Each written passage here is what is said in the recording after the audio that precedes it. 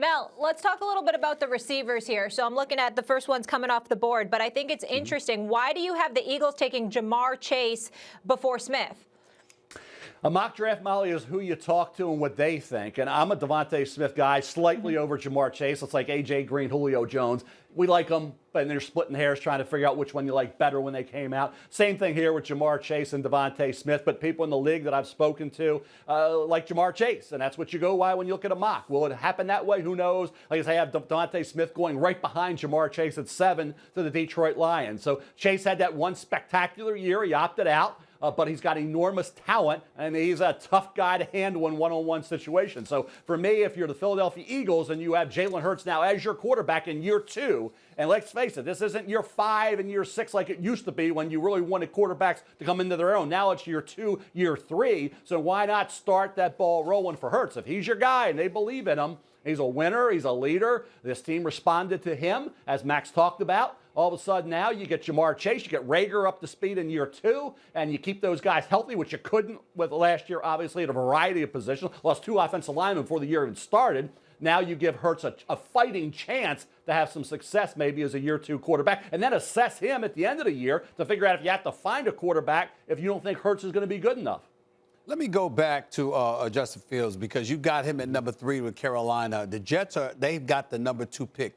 I mean, we were talking about Trevor Lawrence and then Justin Fields for the longest time, and then suddenly here we are, this guy, Zach Wilson, out of BYU, 33 touchdowns, just 3 interceptions, complete 73% of his passes. He had an impressive year last year. We get all of that. But how did he elevate over Justin Fields?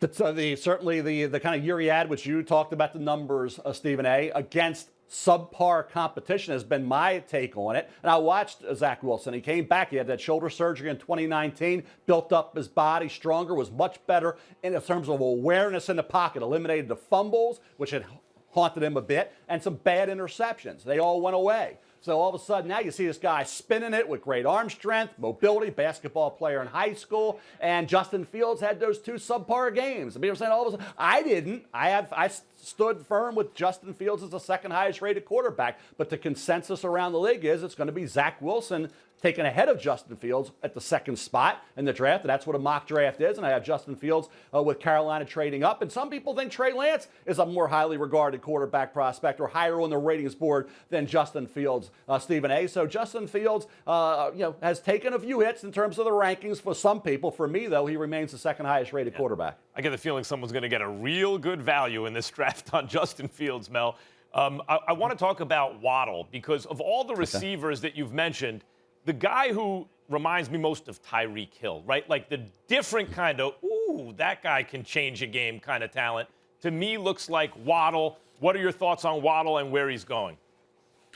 Yeah, when he got hurt October 24th, that's why I really thought Mac Jones showed well, because he lost Jaylen Waddle. He had Devontae Smith, lost his center late, and he still put up numbers. But for Jaylen, up until that point, he was as good as any receiver in this country. He was putting up numbers that were spectacular. He was making catches. He was getting touchdowns from way out. And a great punt returner as well. And he got hurt on a kick return against Tennessee to start that game. He's back now. He's ready. Both he and Devontae Smith are incredible competitors. They came back for a reason, to win a national title. And, yeah, guess what? They did it. So they came back, and they did what Clemson did a few years ago. Those guys came back and won it. Alabama kids came back and won it. Jaylen's right there with Devontae Smith and Jamar Chase. Make no mistake, there are some people that feel Jaylen Waddle is the best player in this draft at the wide receiver position, because he is also a great punt returner and will be a tremendous, as you say, maybe a Tyreek Hill type, certainly. But if Miami can go from 3 to 8, move down, collect more draft choices, and get Jaylen Waddle at 8, that's a heck of a move for the Miami Dolphins.